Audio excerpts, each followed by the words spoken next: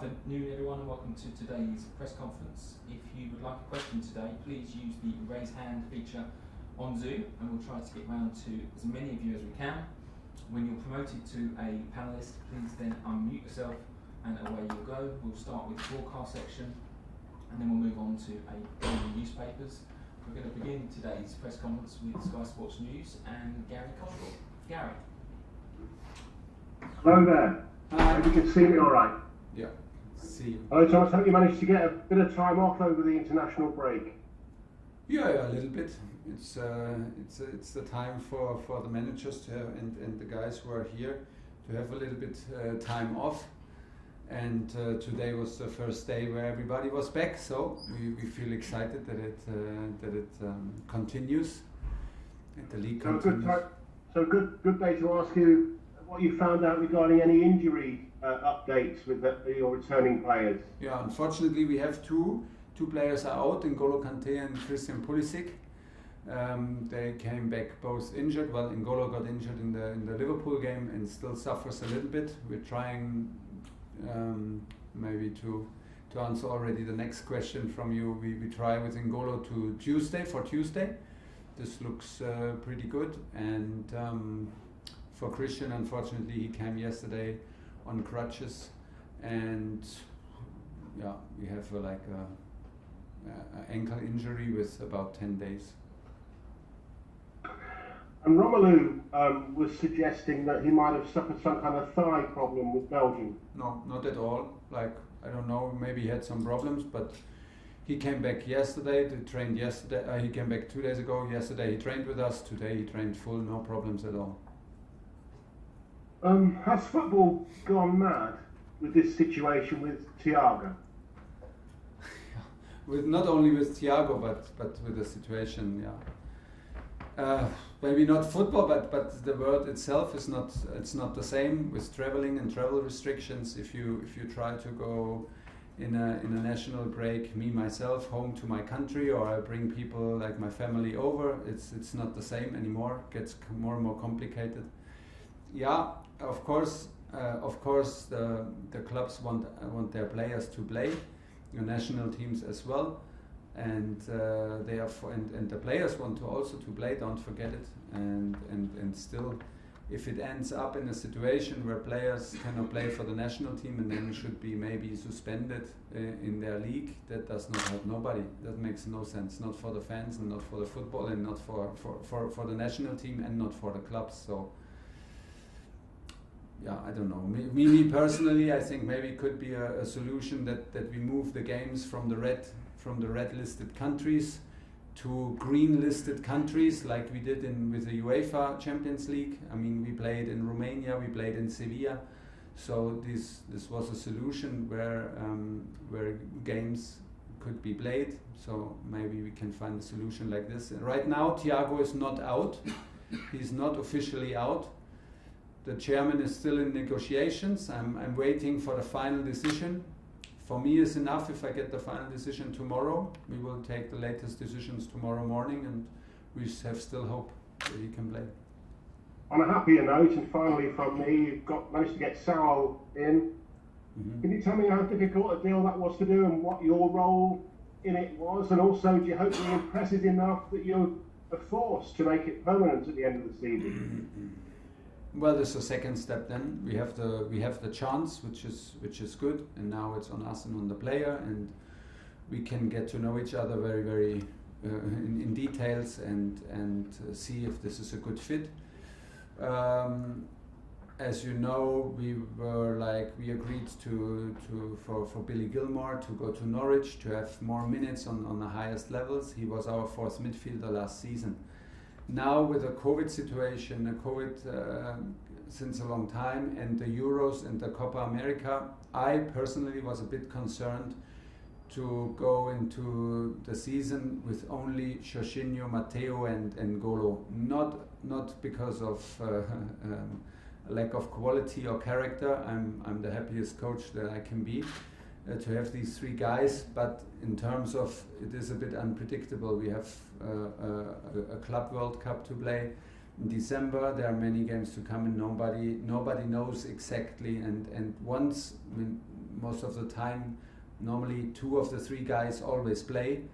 Once you have one injured, once you have one suspended, you already are in danger to overload players. So when we were looking, not desperately, but we were looking for alternatives, and Saul is on the radar from Chelsea many years. I know the player since many years. I was fighting in some other clubs for the players. It was never possible.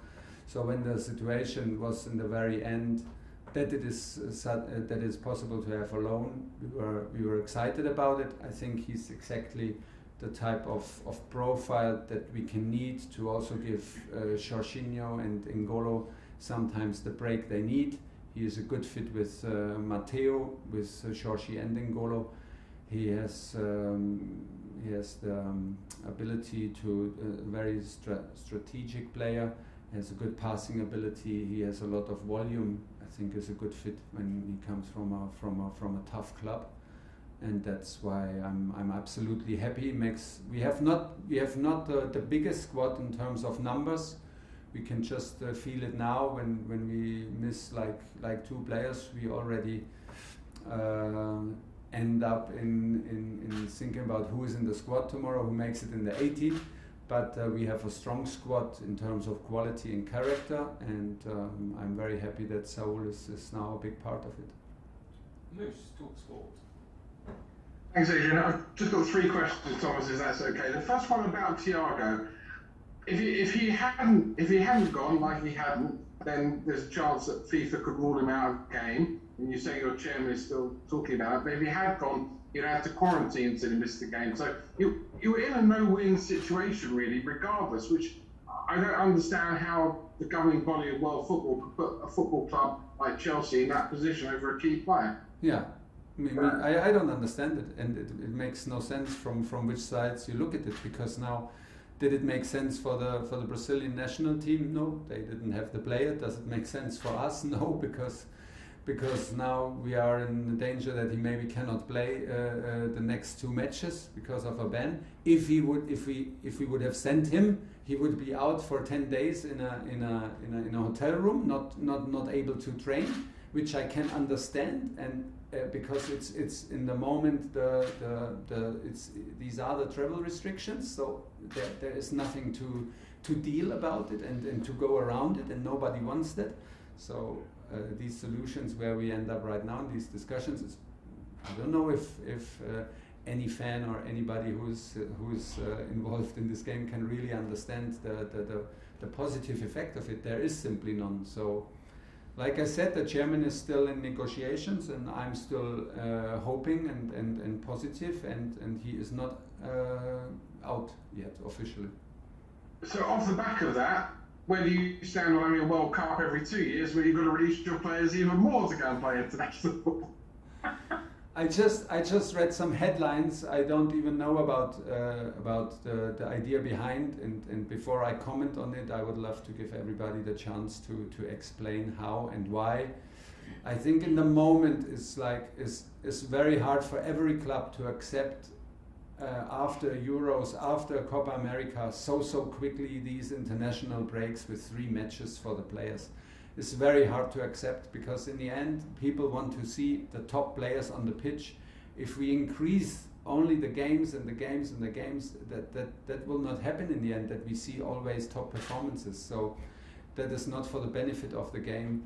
I'm worried more about the actual situation than about maybe a revolution in terms of a World Cup every 2 years. If the idea is well thought through, and they can, and let's maybe they did already present and I didn't hear it, but I have not yet made my mind up about this. Finally, before he got into Chelsea first team, Mason Mount went on loan, had a year in Holland with Vitesse Arnhem, and quite a lot of young English players. Jude Bellingham is currently on loan in Germany. Yeah. We've seen other players like Jadon Sancho obviously go to Borussia Dortmund.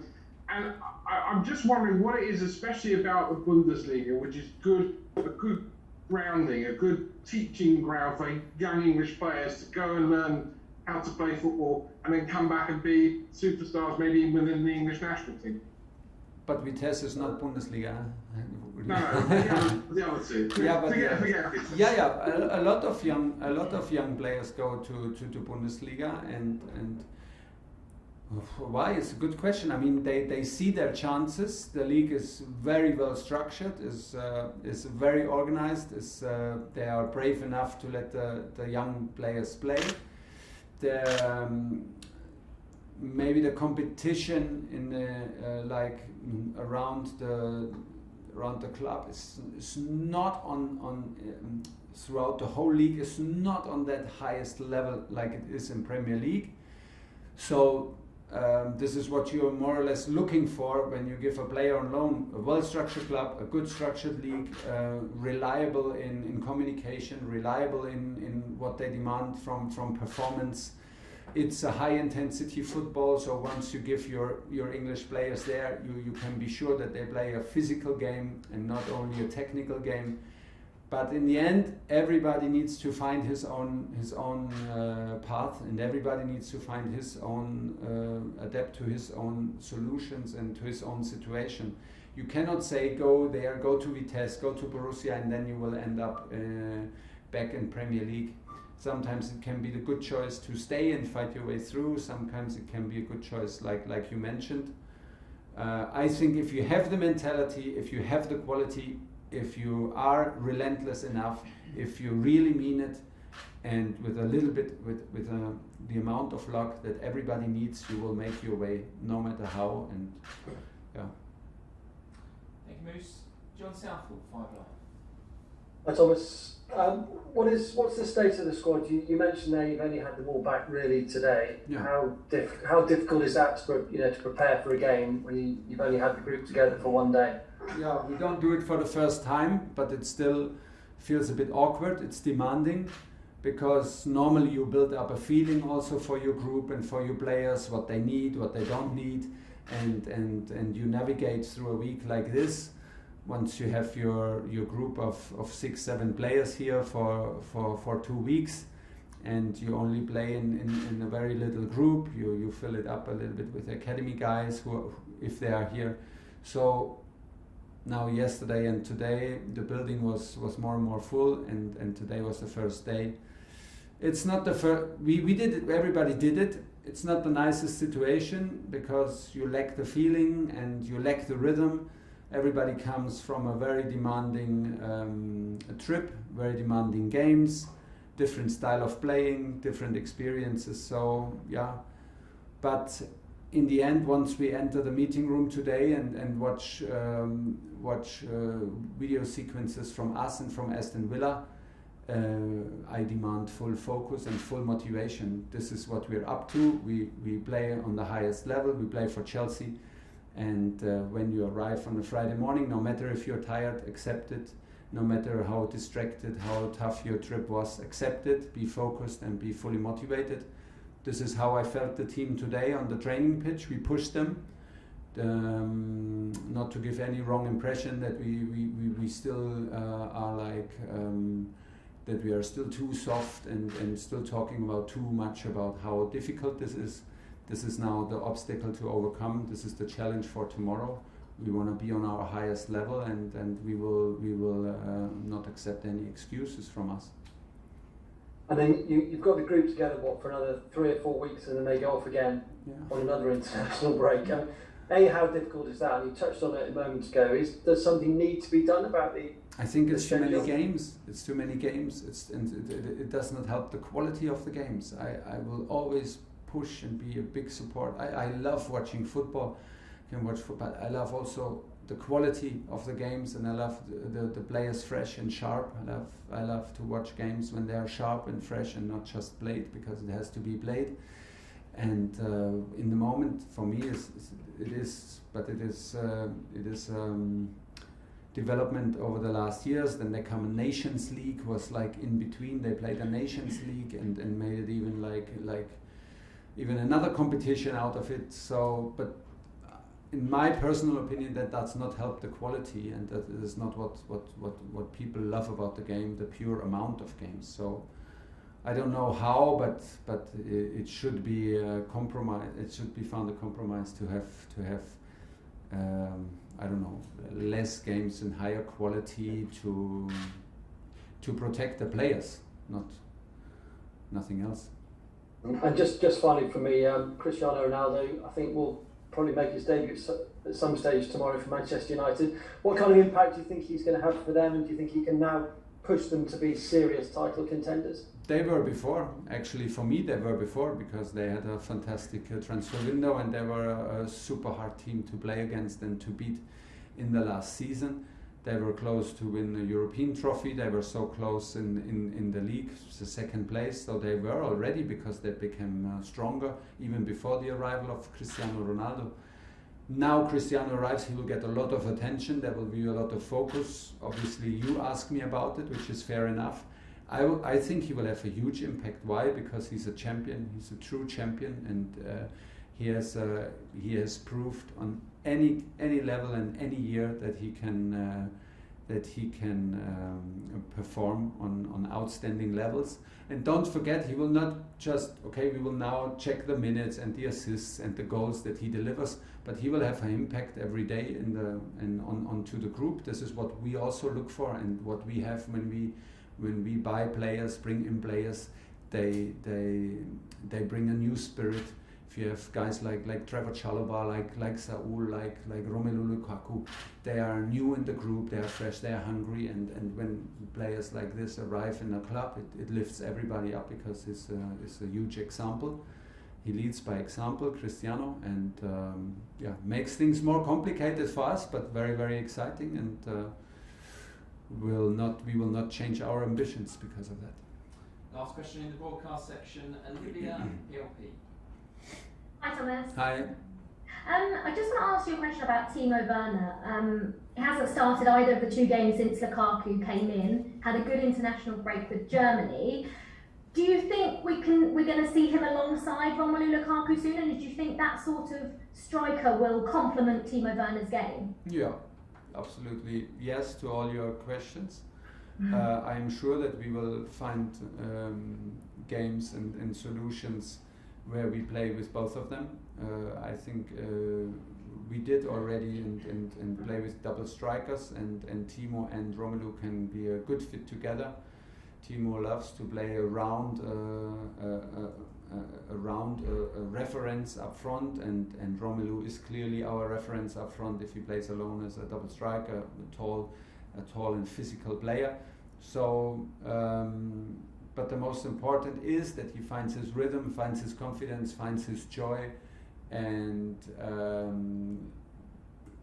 makes his point and makes his way into the team, that the players are in charge to take their position, to fight for their position, and once they have it, to not give it away. And that's where we are. We are very happy that he scored. We're very happy that he played, and from here on we go. We have, like I said, a squad where we are not too many players, but we have players with high quality and high ambition, and Timo is clearly a guy that we count on, and that is absolutely necessary that we have him on high level, then he can be decisive for us. Thank you very much. Okay, that's the end